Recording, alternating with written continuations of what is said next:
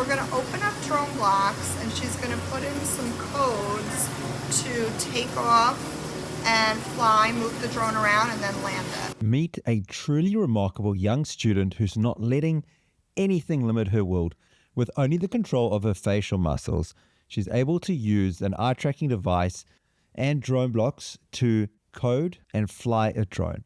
Now, through the collaboration between her speech, language pathologist, and technology teacher, they managed to get DroneBlocks on the device, which unlocked access to coding. And it's great because after a bit of trial and error and determination, this student now flies the drone through the school hallways just using her eyes.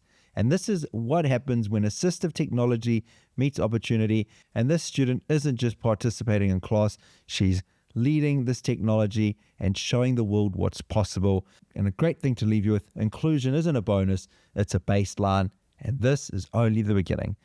For a more thorough, in-depth look at this, there is a link in the description below that will take you to our DroneBlocks blog post where you can read all about it, including the names of the educators involved to make this all happen. And I'm going to leave you with some more footage of this remarkable technology in action. Do you make it go a little higher? Nice. All right. Make it go up a little bit. All right, can you make it start to go towards the star?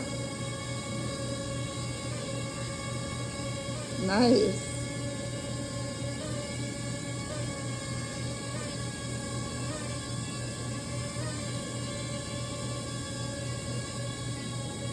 Yeah, that's so good. Oh my God, I love it. I absolutely love it. It's coming to you.